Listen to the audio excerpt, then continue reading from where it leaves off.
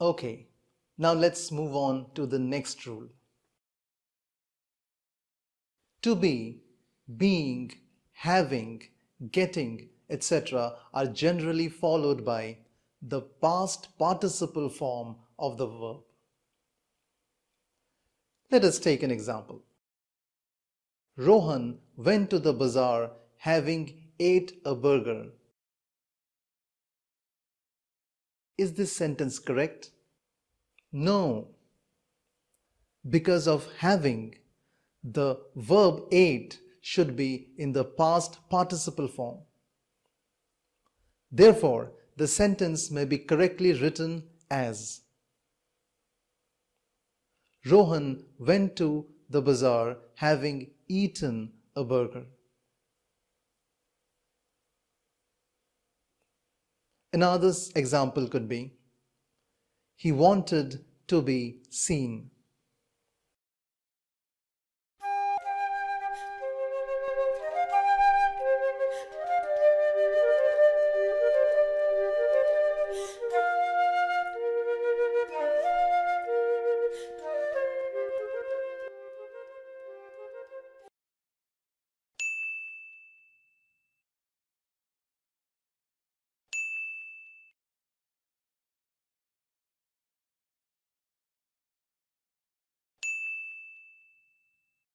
Next rule. In a sentence, when certain verbs are used along with that, then the verb in the next clause should be in the base form of the verb. Let us take an example. He insisted that I stayed at home. Again, is this sentence correct? The answer is no. Stayed should be in the base form. So it should be stay. So the correct sentence may be like this. He insisted that I stayed at home. The other verbs which shall behave similarly are advise, demand, prefer, require, ask, propose, stipulate, command, recommend, suggest, decree, order, request, urge, and move. So the structure of the sentence will be as follows. The first subject, followed by the verbs mentioned before, followed by that, which will be followed by the second subject, followed by the base verb, which will be followed by the rest of the sentence. Let's take an example. The office requires that we complete our work timely. This rule is applicable if the sentence begins with the is or was clause. The is or was clauses also require the verb of the next clause to be in the base form. The clauses are: it is or was urgent, followed by that. Let's take an example. It was urgent that you meet the principal.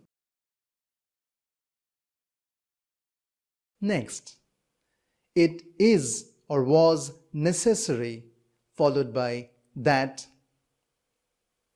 For example, it was necessary that I make a fence. Next, it is or was important, followed by that. Example, it is important that you invite him. Next, it is or was required, followed by that. Example: it was required that he stay at home. Next rule: some verbs are always followed by infinitives. They are agree, desire, hope, plan, attempt, claim, decide, demand, expect, intend, prepare, tend, fail, learn, pretend, want, wish, refuse, need, forget, hesitate, offer, and seem. Let us take a sentence. He desires to go to Mumbai. If we say he desires to going to Mumbai, it would be grammatically incorrect. Another sentence, for example: I want to work with you. Next rule: some verbs are always followed by gerunds.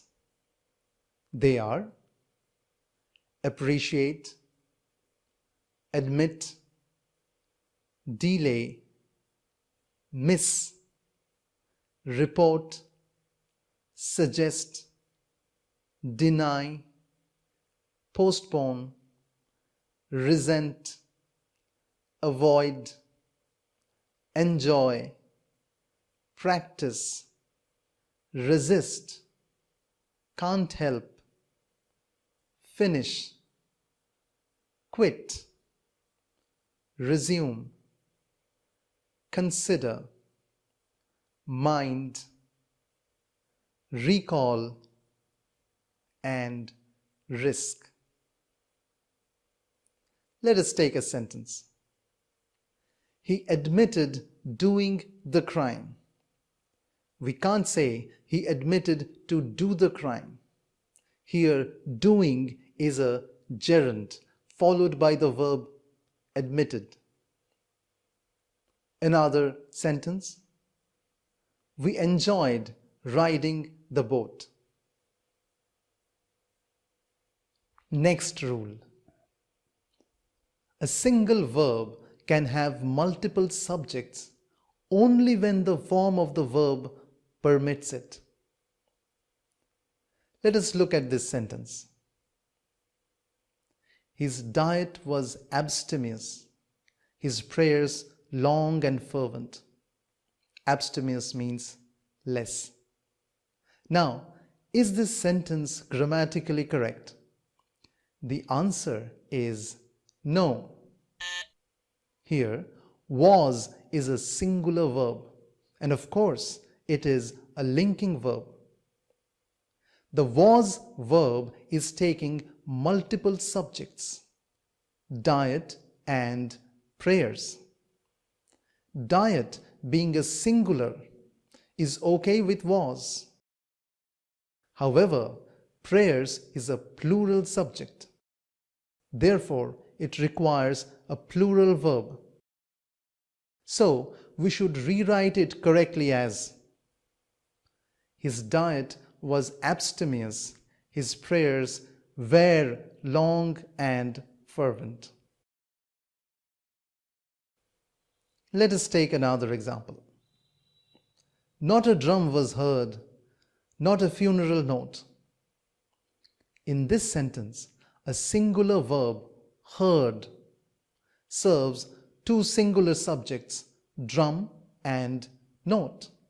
Hence, this sentence is grammatically correct. Next rule: two auxiliary verbs can be used with one main verb only when appropriate. Let's check out an example. He never has and never will take such strong measures. Is this sentence correct? No. Observe that this sentence has two auxiliary verbs, has and will. It has one main verb, take. Has and will require different forms of the verb take. Has requires taken. Taken is the past participle form of the verb take. And will requires take, the base form. Let's look at another sentence. No state can or will adopt this drastic measure. This sentence has two auxiliary verbs, can and will. The main verb is adopt. Is it grammatically correct? Yes. Now let's move on to the last rule. One auxiliary verb or one set of auxiliary verbs can serve two main verbs only when it is correctly associated with both. Let's look at an example. 10 rioters have been sentenced and 5 acquitted. My question is the same as usual. Is this a correct sentence?